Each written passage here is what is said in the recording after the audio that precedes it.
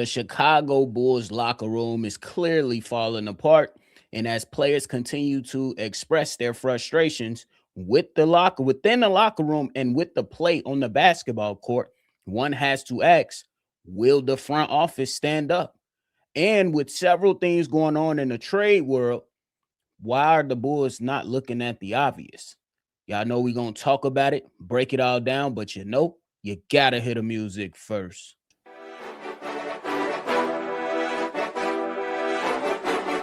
Cognac, gang.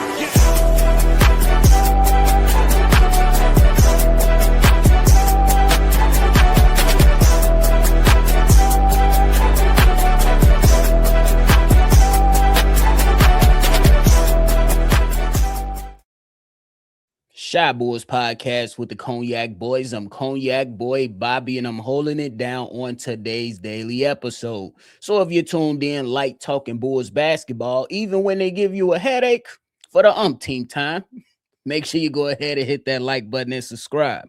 But hey, we got some good news out of the Chicago Bulls before we dive more into the content today. And with some of that good news includes that Isaac Okoro and Trey Jones and Jalen Smith practiced fully yesterday as the Chicago Bulls get ready for their game tomorrow. And I say that's not bad. That's not bad. But several comments that are coming out from the Chicago Bulls players is just got me wondering, when will the front office stand up, or will they stand up and say anything? This is the team you put together. This is the team you had some hopes for, probably not high hopes, but some things that you should be looking at and saying, this is quite unacceptable. You know what I'm saying? But Josh Giddey and Coby White said that the film sessions from the Warriors loss revealed a lack of communication, and today was hard, but they had a good practice yesterday. Then you had Josh Giddey come out and say, and quote, "We're frustrated. Fans are frustrated, but the team aspect of this group has never wavered. We've always cared for each other, wanted each other to succeed. It's easy to do that when you win. Real character comes when you lose. Credit to our group. We've all stuck together," end quote. And Billy Donovan even defended Nikola Vucevic and some stuff like that. But Billy Donovan on Vooch said this. A lot of quotes here, y'all, before we fully dive in, so bear with me, please. But Billy Donovan on Nikola Vucevic said, when we're not playing to our identity, that frustrates him. Talking about Nikola Vucevic. When he sees sometimes there's not carryover from shoot-arounds to games, that frustrates him. And I want him to use his voice. Vooch holds himself to a high standard and also knows we need everybody. This comes after Nikola Vucevic and Billy Donovan had a meeting to discuss some things going on with the team. And Billy Donovan defended him and said that he believes that Nikola Vucevic is invested and committed to this basketball team. So just a couple things real quick. When it comes to this front office, this is what you have. And to be quite frank with you, this is soft basketball talk to me. Call me crazy, call me cynical, call me whatever. This is some soft ass shit coming out of my locker room. Y'all don't have to like each other. You don't. Do your job. Bulls fans don't care if y'all are best friends. We care what the product looks like on the basketball court. All this, guys got to love each other enough to do this. Guys got to like each other enough to do this. We don't want to hear that soft shit. This Chicago. What are we talking about here? Seriously. What are we talking about with liking each other? You don't have to like everybody you work with, but you got a job to do. So go execute and do your job. I don't care if you know each other's family. That ain't got nothing to do with the product y'all been putting on the basketball court. So this is why I'm looking at my head coach.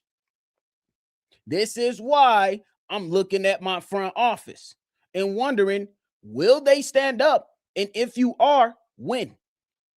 You had this little brief break.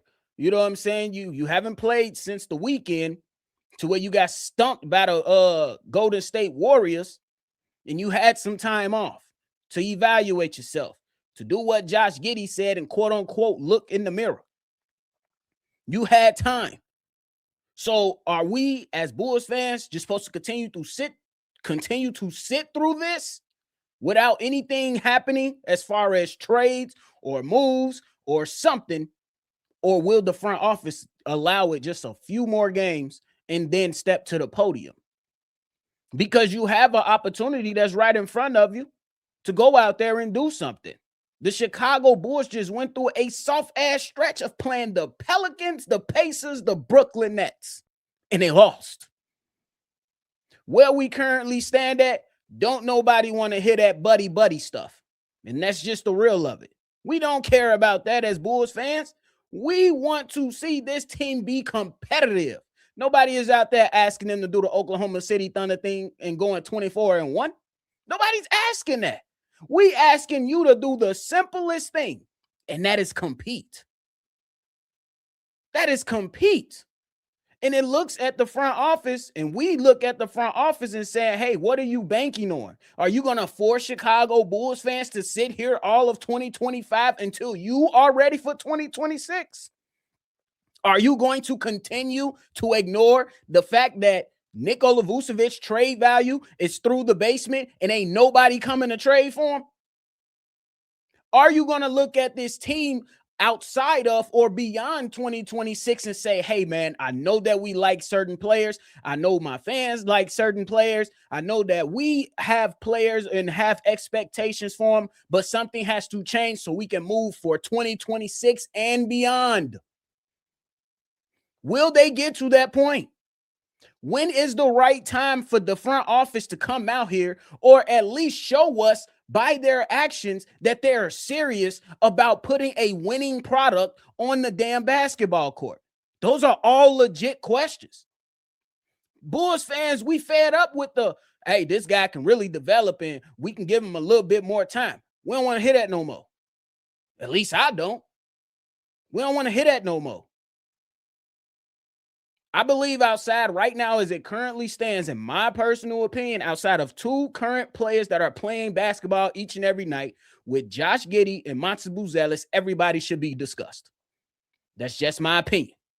If you agree with it, cool. If you don't, let me know why, and let's have a basketball discussion. But I think that everybody outside of those two players should be up for discussion.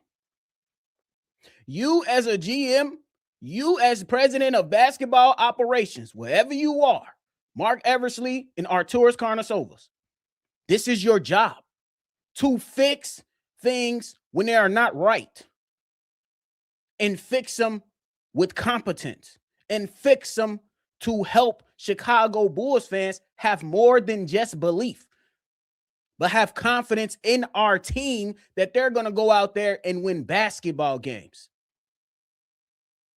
That's what your job is. Not grabbing duct tape, not grabbing seal glue, not grabbing Gorilla Glue, but actual actions.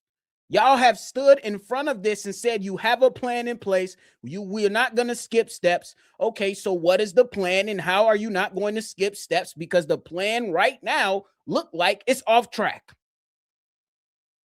So when will the Chicago Bulls front office finally stand up and do something? And I'm not saying they have to come to the podium and give us all type of reasons, but when are you going to pick up a phone and take action?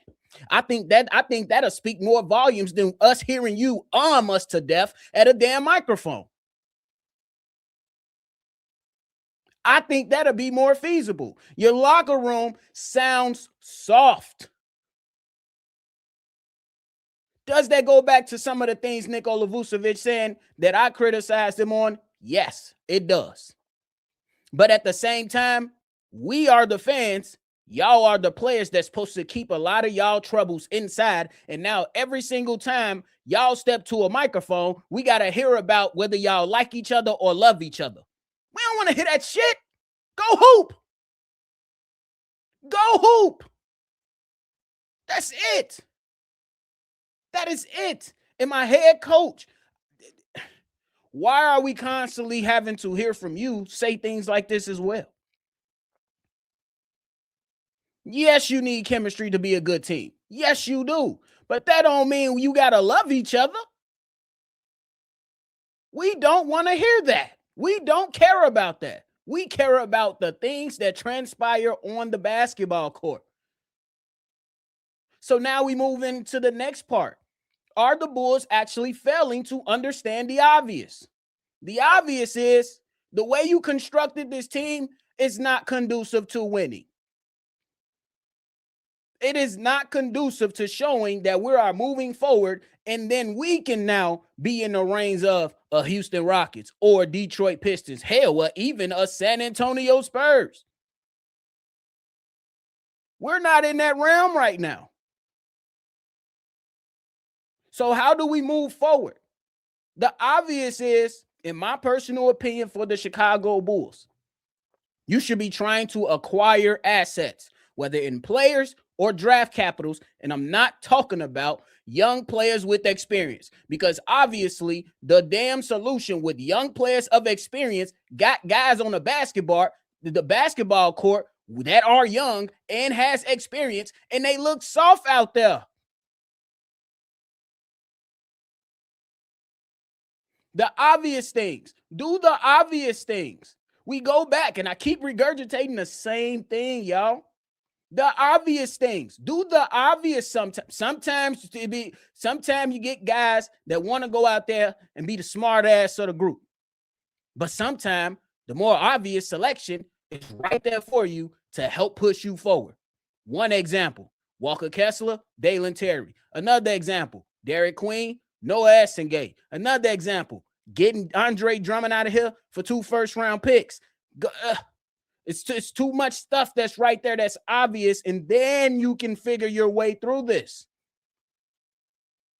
Y'all don't think the obvious choice when the Houston Rockets said, oh, Tari Eason right there, he a hooper. Let me go ahead and snatch him up. Now they have players that if they do want to go out there and trade and set and move around, you can do that. But look at the state of our team. Who is going to give up a lot of draft capital for outside of like 2 players? Maybe. And that's Ayo and Coby. Or maybe somebody take on some expiring contracts with Herter or somebody like that. Nobody is clamoring for Patrick Williams. Nobody. So it's time to do the obvious at this point. You got to have tough conversations. We've been in the same spot for way too long for us to continue to say and try to outsmart everybody when you just got to do the obvious. I don't know where the Chicago Bulls are going to go, but I could tell you all trust is out the door with this front office. I could tell you that, at least for me. Yeah, I like that you got Montes Buzelis on this team. Yeah, I like that you acquired Josh Giddey, but that's not enough. It's not enough. And the way you went about your business was still a little shaky. And the way that we went out there and gave Billy Donovan another contract and another opportunity and stuff like that. What was once viewed as an okay decision, it's now not a good decision in my personal opinion. That's just me. I'll down that hill by myself. I tell y'all all the time. I don't force anyone to think like me. I encourage everyone to think for themselves. And as of right now, the Bulls are failing to look at the obvious. Because now to add on to that aspect of it, you got your name mixed in for Domantas Sabonis, which is going to cost you players and capital and take away and deter your plans once again of having control of your draft capital moving forward. You're going to have some draft picks, but you're going to be giving up draft picks for Domantas Sabonis as well, unless the Sacramento Kings are complete idiots. That's how it looks. Now, if you do find yourself in a situation with trying to go and get Miles Turner, which seems like a decent idea, but as we currently sit here today, what does the addition of Miles Turner do for this basketball team? And we know what the cost is going to be. And it seems like you're going to lose in that negotiation. It seems like the Bulls will lose in that negotiation because there is not one negotiation that I feel like outside of what? Maybe Zach LaVine's trade that they won. And that's still not even looking too good right now. That's a toss-up if we keeping it a buck. So I would say you got to start making moves. You got to give us something else on the basketball court. Will the Bulls turn it around? Who knows?